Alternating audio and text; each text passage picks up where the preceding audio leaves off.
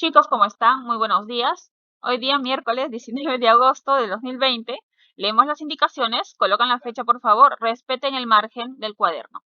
El día de hoy nos toca hablar acerca del Virreinato del Perú, organización política. La clase anterior hablamos acerca del virreinato. ¿Qué era el virreinato? Hoy día vamos a recordar un poquito.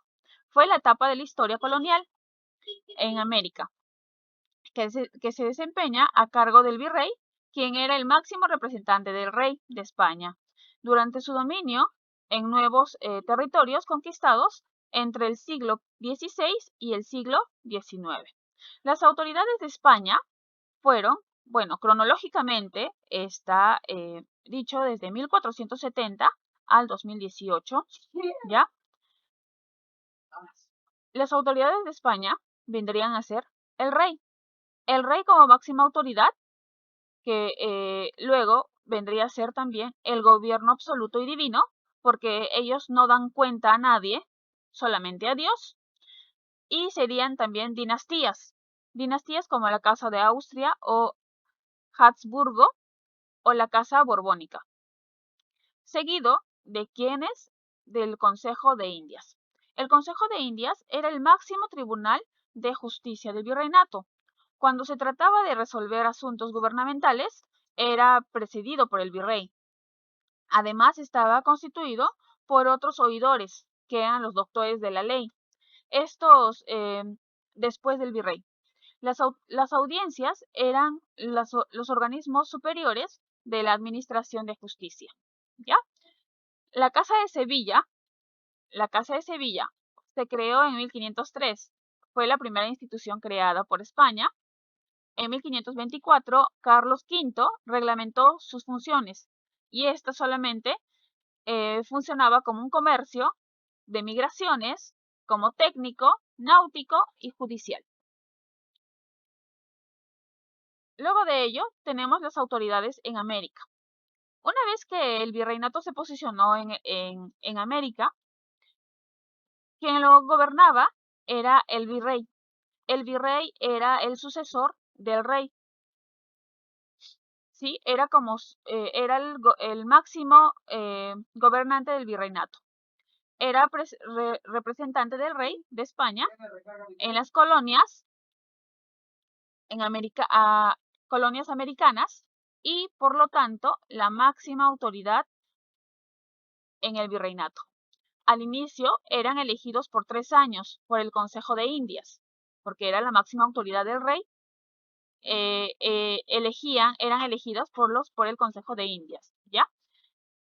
Amplió su estancia a 5 años, con posibilidades de prórroga, quiere decir que podían volver a ser elegidos. La Real Audiencia era el máximo tribunal de justicia del virreinato.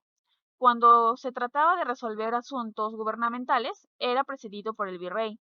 Además, estaba constituida por los oidores, que eran los doctores de la ley. Ya. Luego seguimos con el corregimiento. Los corregimientos fueron territorios subdivididos ya por las audiencias. Eran gobernados por los corregidores. La función de estos corregidores era evitar los abusos entre los indios, evitar que ellos tengan ciertas peleas por territorios o estén peleando por ambición. Entonces, la cuestión aquí fue que los corregidores fueron los que explotaban a los indios. Las intendencias. Las intendencias fueron grandes subdivisiones territoriales de la audiencia, antecedentes coloniales de los actuales departamentos, establecidos por Carlos III de Borbón en 1784. En reemplazo de los corregimientos, su máxima autoridad fue intendente. Los cabildos son también denominados ayuntamientos o consejos. Era una institución local que se ocupaba o encargaba del gobierno de las ciudades de su máxima autoridad. Fue el alcalde. En nuestros días, las municipalidades han reemplazado a los cabildos. ¿Ya? Entonces, los cabildos son como las municipalidades en la actualidad. simplemente que han cambiado de nombre, ¿sí? Y son gobernados por un alcalde. Entonces, las capitanías generales. Las capitanías generales fueron creados como parte del plan de reordenamiento borbónico. Máxima autoridad, capitán general, ubicados en las regiones expuestas al ataque de las fuerzas externas y lugares con población indígena rebelde. En América del Sur, la Capitanía General de Venezuela en 1773, Capitanía General de Chile en 1798.